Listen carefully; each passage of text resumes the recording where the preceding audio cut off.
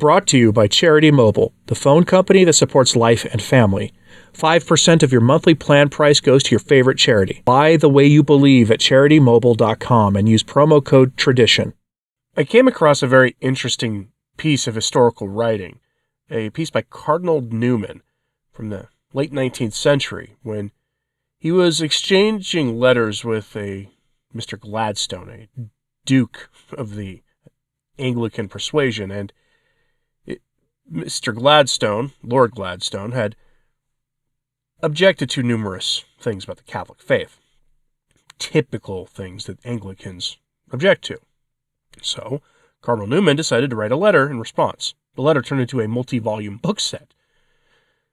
Some of these are very interesting, and what we have today is an excerpt from that letter. If you're writing a book that is like 5 parts long, I don't know if that counts as a letter anymore, but in his response, he touches on the problem of conscience.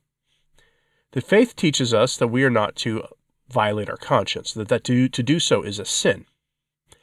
The church also teaches us that we should be able to obey church authorities if we have the properly formed conscience, the sense of faith. And in normal times, that would be true. But we now live in a time when either those of us who have what would be historically a Catholic sense find ourselves being asked by the hierarchy to support all manner of evil things. There's kind of a big debate going on in the United States about this right now, about listening to the authority of the bishops on violations of both Catholic social teaching and American law. But Cardinal Newman's point here is this, that we can disobey a pope if his commands are unlawful, if they violate our conscience. And he even goes so far as to say here that you may disobey a pope's lawful edicts even if they don't violate an actual well-formed Catholic conscience. If you let someone who has been obstinately taught the wrong thing commits no sin until they've been persuaded otherwise, that what they have been taught is wrong, then they must obey. It's an interesting take on obedience. So I leave this up to you to decide. What do you think of what you're about to hear from Cardinal Newman? There's others in his work, too, that I will bring in the near future when I can locate them. Again, it's a multi-volume book set, so it takes time to find it, but things that are quite at home with those who follow sort of a recognize and resist position with the papacy of the last several decades, of obeying them not when it suits our interests, which we are often accused of, but rather obeying when what they teach is lawful, and resisting when clearly it's at odds with a traditionally understood Catholic faith. I'm curious what you have to say about this, so let me know at the end. The Primacy of Conscience, an excerpt from Cardinal Newman's book, which is in reality a letter addressed to the Duke of Norfolk, the hereditary Earl Marshal of England, in response to Anglican objections to Catholic dogma. Was St. Peter infallible on that occasion at Antioch, when St. Paul withstood him? Was St. Victor infallible when he separated from his communion the Asiatic churches? Or Liberius, when in like manner he excommunicated Athanasius? And, to come to later times, was Gregory XIII, when he had a medal struck in honor of the Bartholomew Massacre? Or Paul IV in his conduct towards Elizabeth? Or Sextus V when he blessed the Armada? Or Urban VIII when he persecuted Galileo? No Catholic ever pretends that these popes were infallible in these acts, since then infallibility alone could block the exercise of conscience, and the pope is not infallible in that subject matter in which conscience is of supreme authority. No deadlock such as implied in the objection which I am answering can take place between conscience and the pope. But of course I have to say again, lest I should be misunderstood, that when I speak of conscience, I mean conscience truly so called. When it has the right of opposing the supreme, though not infallible authority of the Pope, it must be something more than the miserable counterfeit, which, as I have said above, now goes by the name. If in a particular case it is to be taken as sacred and sovereign monitor, its dictate in order to prevail against the voice of the Pope must follow upon serious, thoughtful, prayerful, and all available means of arriving at right judgment on the matter in question, and further, obedience to the Pope is what is called in possession. That is, in the onus probandi of establishing a case against him lies, as in all cases of exception, on the side of conscience. Unless a man is able to say to himself, as in the presence of God, that he must not and dare not act upon the papal injunction, he is bound to obey it, and would commit a great sin in disobeying it. Prima facie is his bounden duty, even from a sentiment of loyalty, to believe the Pope right and to act accordingly. He must vanquish that means, ungenerous, selfish, vulgar spirit of his nature, which at the very first rumor of a command places itself in opposition to the superior who gives it, asks itself whether he is not exceeding his right, and rejoices in a moral and practical matter to commence with skepticism. He must have no willful determination to exercise a right of thinking, saying, doing just what he pleases. The question of truth and falsehood, right and wrong, the duty of if possible of obedience, the love of speaking as his head speaks, and of standing in all cases on his head's side, being simply discarded. If this necessary rule were observed, collisions between the Pope's authority and the authority of conscience would be very rare.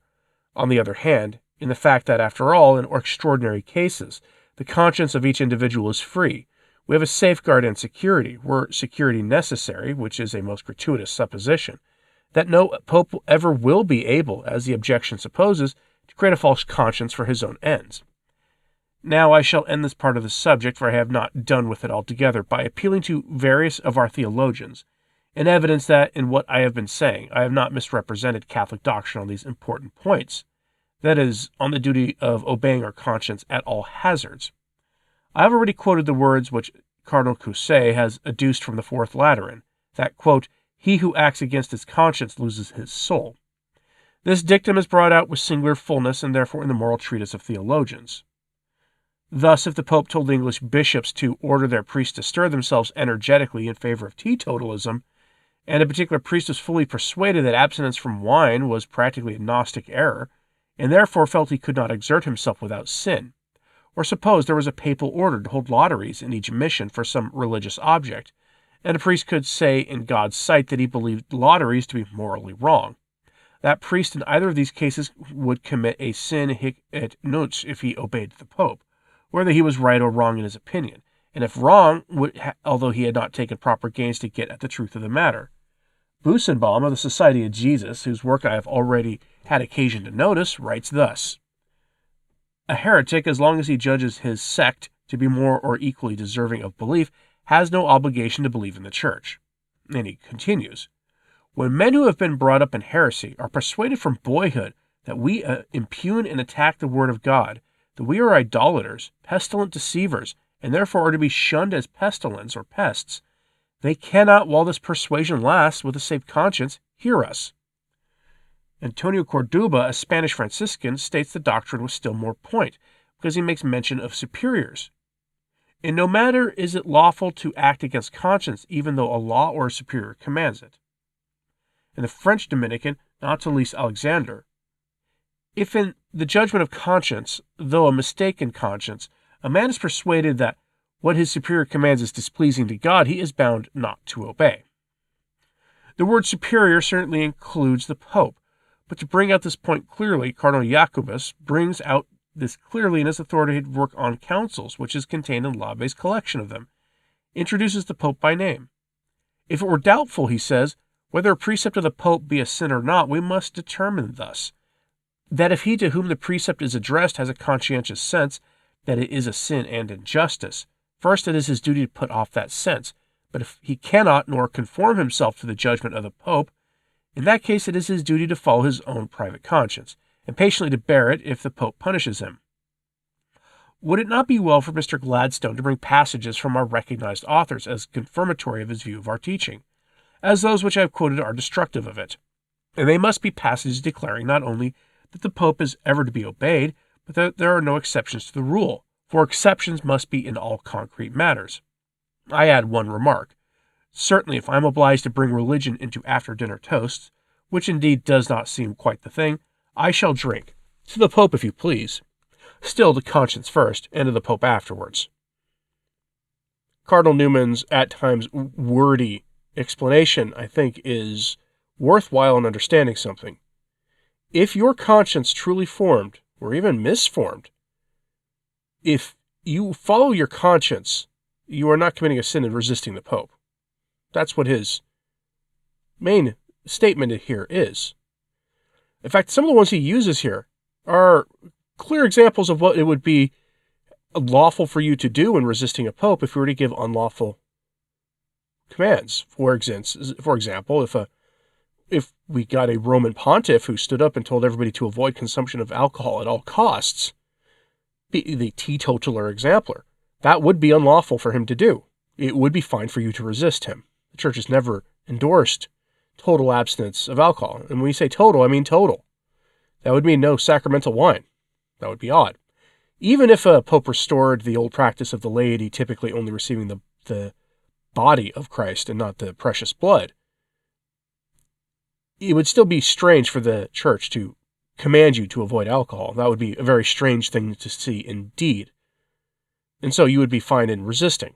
That's just his one example. And it's amazing, honestly, that Cardinal Newman's examples would be what we would consider relatively mild errors compared to some of the things we've seen in the last several decades, but especially the last several years, coming from Rome. One wonders what Cardinal Newman would think about the man who canonized him. After all, Cardinal Newman is St. John Henry Newman, as canonized by Pope Francis a few years ago. But let me know what you think about this in the comments, please. Hit like and subscribe if you haven't. It does help. So does sharing this on social media. That helps too. And as always, pray for the church. I'm Anthony Stine. Ave Maria.